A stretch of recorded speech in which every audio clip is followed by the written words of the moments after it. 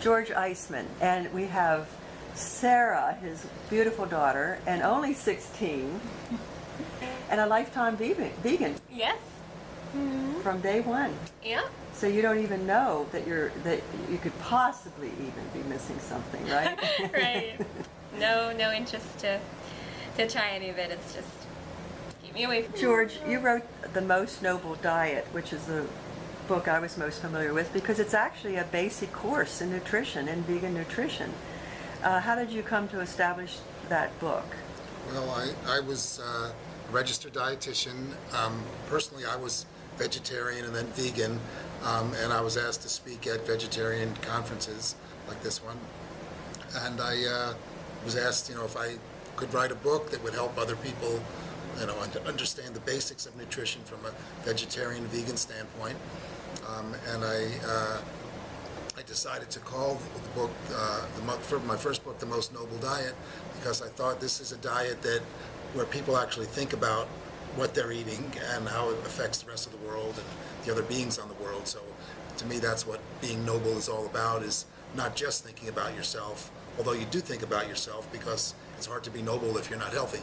So it keeps you healthy and it keeps you caring about all the issues that plague our planet, which is cruelty to animals and destruction of the environment and world hunger that is just unnecessary if we would all pay attention to what we eat. If we eat a healthier diet, it's better for the planet, it's better for the animals, it's better for other people. It's just a win-win situation. Excuse me, for everyone involved. And it's just, to me, it's a no-brainer that people need this information in order to live a more meaningful life and to make every food decision something that's not just healthy for them, but also healthy for the world that we live in.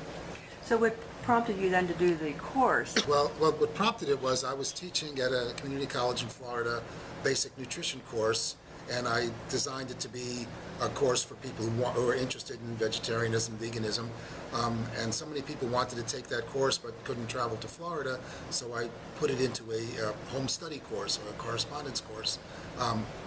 And so that evolved into more of a textbook for people to use as a reference. And I try to make it readable so that anyone who wanted the information... Oh, it's very readable. Thank you. When you first brought it out, it was what year?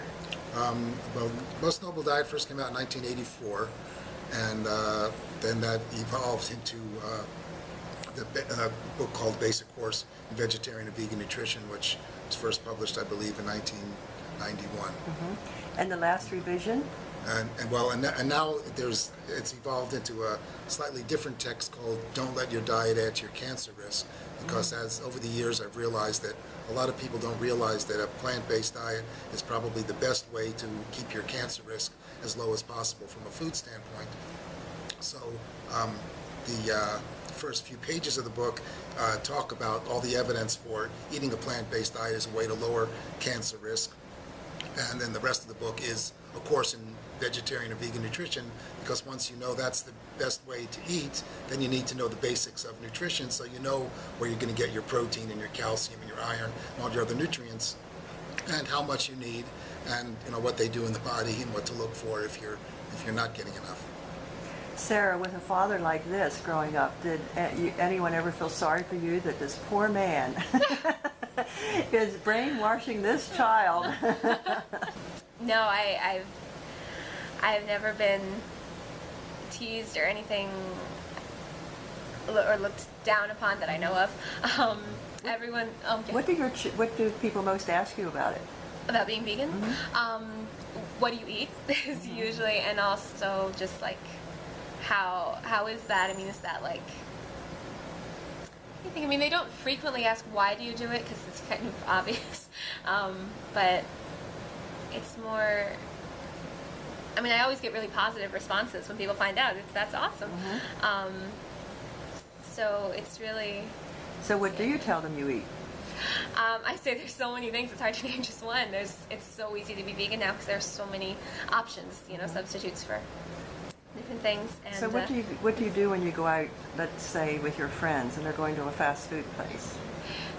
there are even vegan options there now, but I sometimes just don't eat. You know, sometimes go out like after a play and get, you know, ice cream or something. So I'll just sometimes get a salad, or I just won't eat anything because, you know, I get due for skipping a meal or two.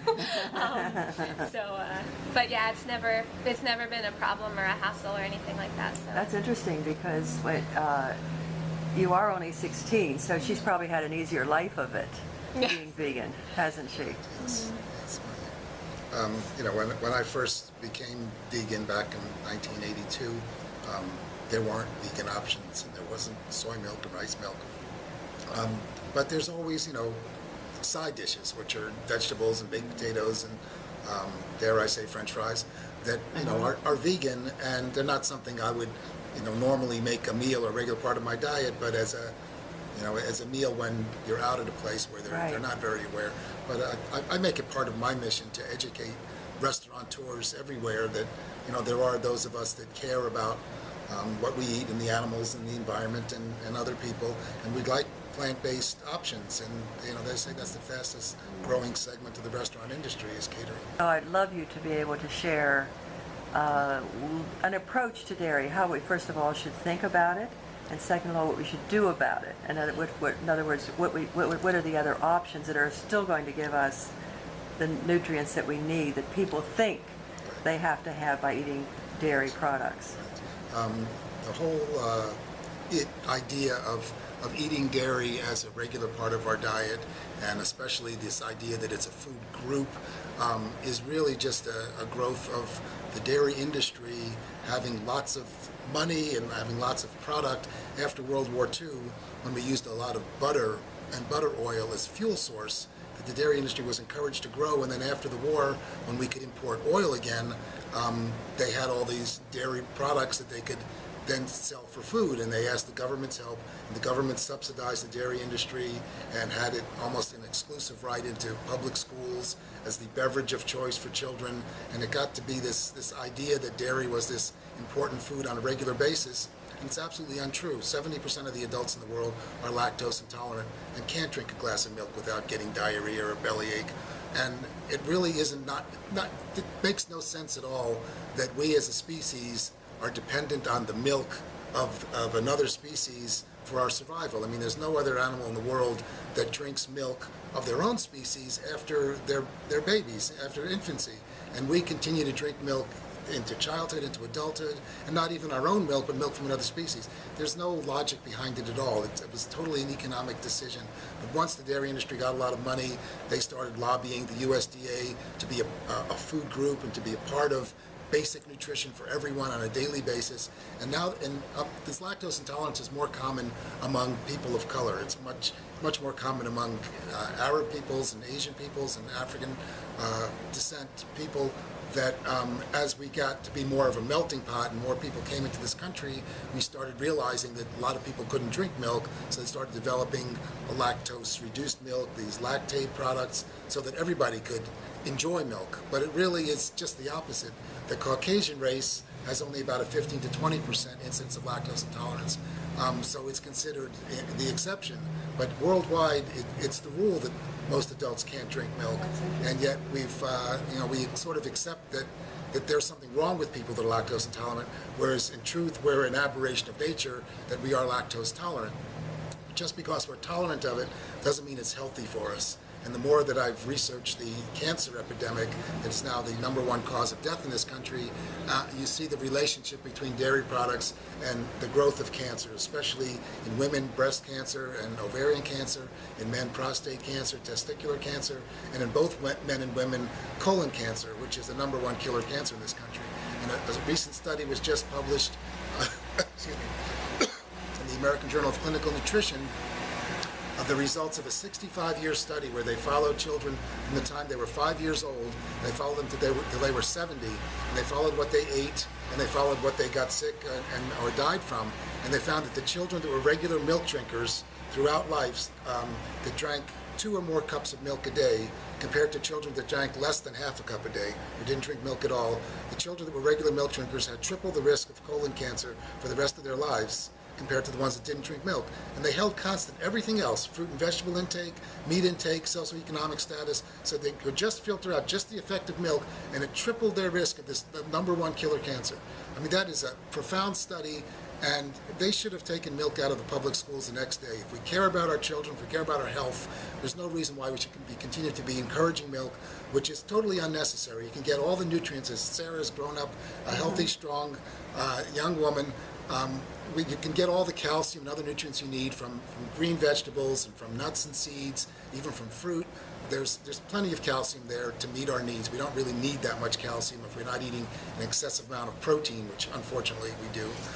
How does the protein affect? A very high protein diet, which we tend to eat in this country, tends to leach calcium out of our bones because protein is made out of amino acids. And those acids, when our blood is acidic, the way our body buffers acid is to dissolve some bone material, which is made out of calcium phosphate. And the body uses the phosphate ion as the alkali buffer for the acid, and the calcium that it was attached to is now just a waste product that the body has to eliminate. So after any high protein meal, you're eliminating calcium in your urine. And if you do that meal after meal, year after year, decade after decade, your bones start to get thinner because of this loss of calcium. The problem is that taking more calcium in the form of dairy products or anything else doesn't stop this disease. That's why we have this rampant osteoporosis in our country, and we're one of the highest calcium consumers in the world.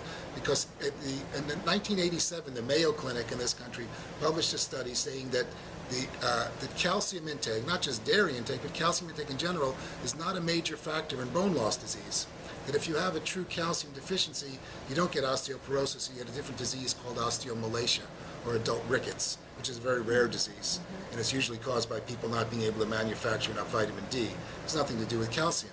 I mean, it has nothing to do with lack of milk in their diet generally. But osteoporosis, which is a very common disease, is a disease of bone loss, not a disease of calcium insufficiency. So drinking all the milk in the world doesn't stop this disease from happening, but the dairy industry is laughing all the way to the bank by having people believe that that's the case, because bones are made out of calcium, milk has calcium, therefore milk makes your bones stronger. But it doesn't follow. Just as if you're laid up in bed and your muscles start to atrophy, if you just eat protein, your muscles don't get bigger, you have to exercise them. And bones are like muscles. The only way you can make them stronger is by working them. We first discovered osteoporosis the first time the astronauts went into space for a few days. When they came back after a few days of weightlessness, their bones were thinner. And that's when they started scanning people's bones and realizing a lot of people with broken bones have very thin bones. And lack of exercise contributes to that, especially lack of weight-bearing exercise. But people got the idea that somehow they were calcium deficient, and it really had nothing to do with it, because it's not a disease of bone inadequate building. It's a disease of bone loss, that your bones are dissolved from the inside out. And the only way to put that back in is to stop the loss and to exercise, do weight-bearing exercise. So exercise helps, but if you keep taking in lots of acid food, which protein is one of the principal ones. There are other acid-forming foods, things like a lot of refined sugars, very salty foods, caffeine, phosphoric acid, which is in soft drinks. All these things contribute to the acidity of our blood. So this great American, standard American diet, which is full of those things, as well as excess protein, is what contributes to the bone loss, and taking in calcium doesn't stop the loss. And so we don't really need to worry so much about calcium if we eat a better, healthier diet, a whole foods, plant-based diet, not a lot of refined sweeteners, not too much salt, and certainly not too much protein. Now we have a new guide using a plate from the U.S. government. Would you please comment on this plate idea and the dairy, and how a person can eat in a vegan way? Well, we have lots of other types of milk available now. If people want to have a glass of milk or have something on their cereal, we have milk that's made out of soybeans. There's soy milk, rice milk, almond milk, oat milk, hemp milk. And the definition of a milk is any oily substance suspended in a watery substance. So it has nothing to do with the secretion of a mammal. And so if people want something that looks and tastes like milk, they can get it from the plant kingdom now. Fortunately, that's available. But the whole idea of these food groupings and this plate, The U.S. Department of Agriculture, which releases things like that, their number one mission is to promote the sale of American farms. So we have a lot of dairy and a lot of meat and a lot of other things that they're trying to promote, and that's what those things are all about.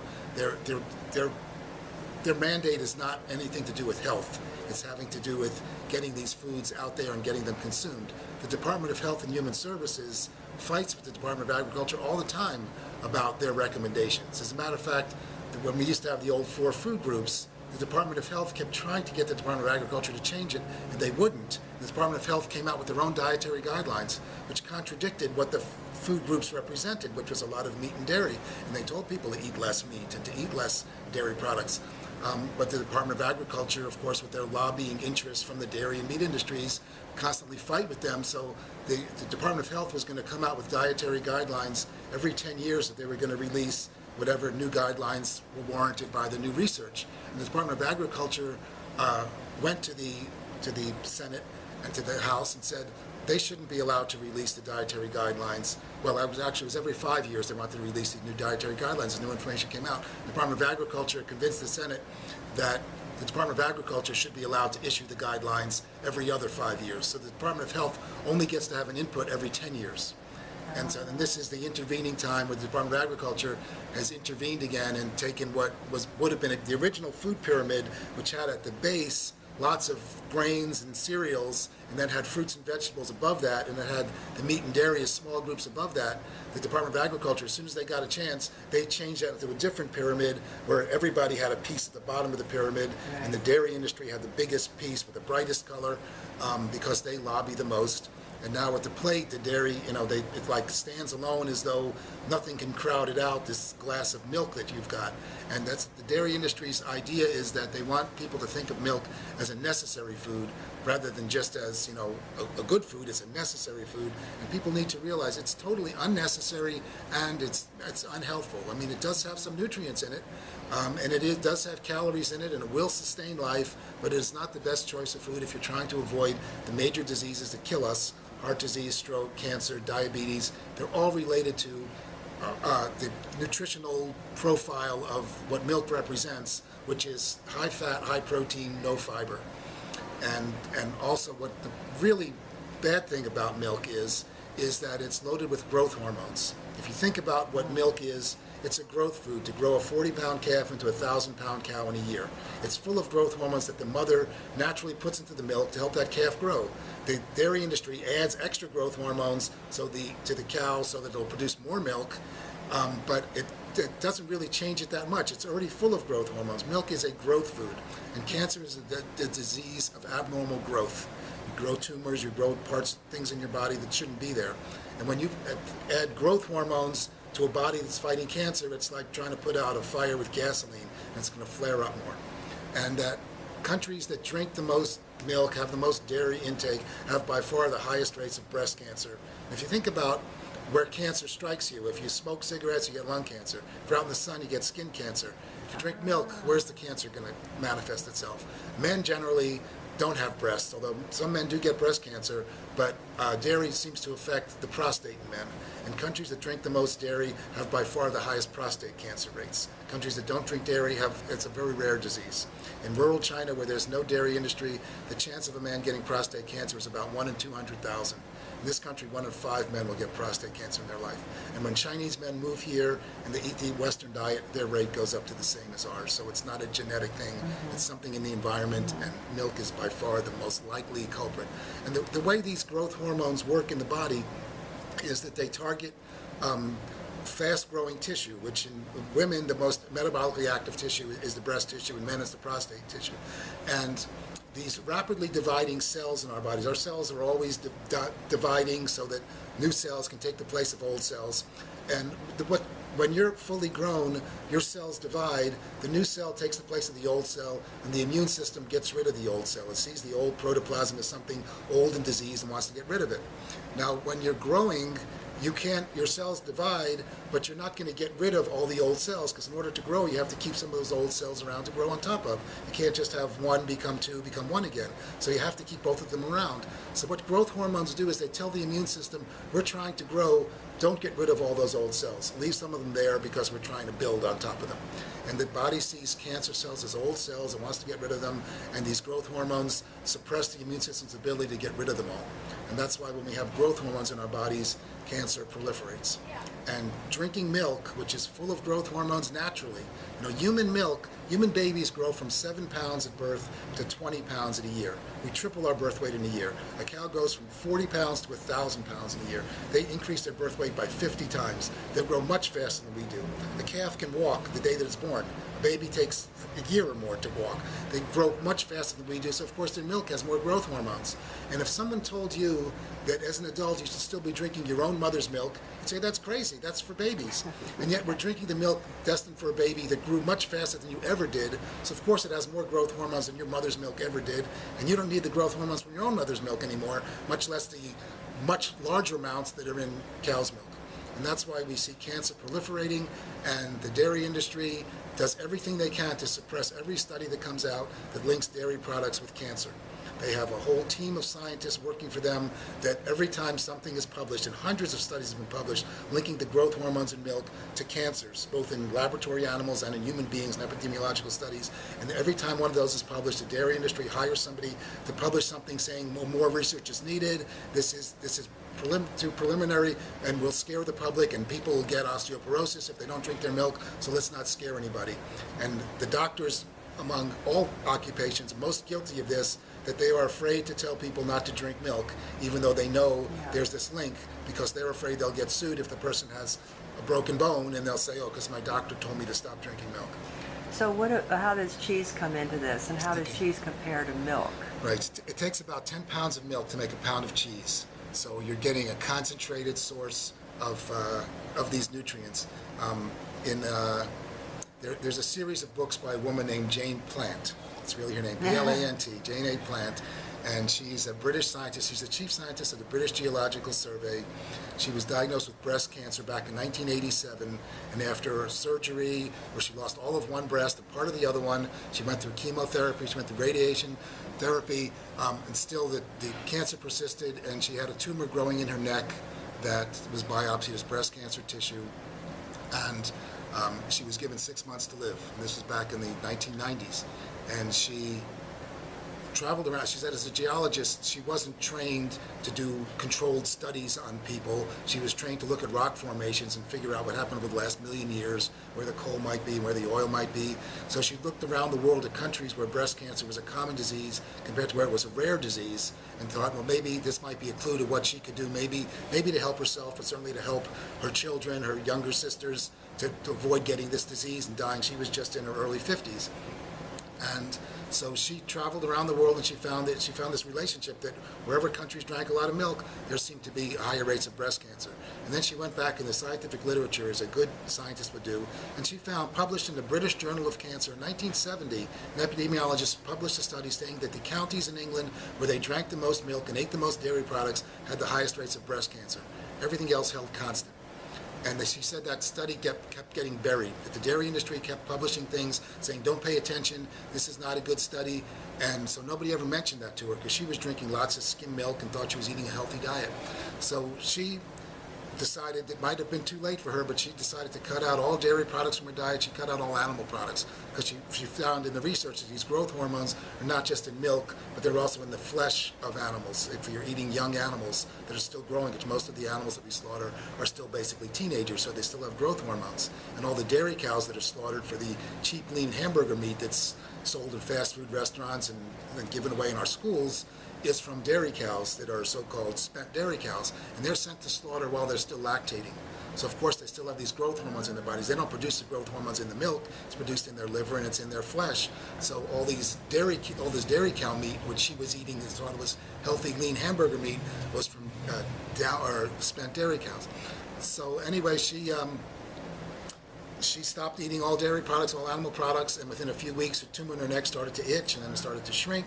And when she went back to her doctor 6 months later, instead of being dead, she was cancer-free. Wow. And 15 years later, she's still writing books. And her first book was called The No Dairy Breast Cancer Prevention Program, and her second book was about osteoporosis, and that has nothing to do with dairy products. And her third book was about prostate cancer.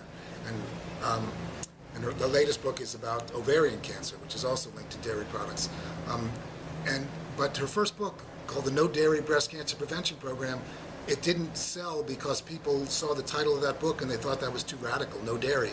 So the hardcover edition of that book is called Your Life in Your Hands, Understanding, Preventing, and Overcoming Breast Cancer. It's the same book, but with a different cover because the publisher decided it wouldn't sell if they had the words no dairy on the cover. Wow. And that's how brainwashed people are to not even consider anything that's going to eliminate dairy products from their diet.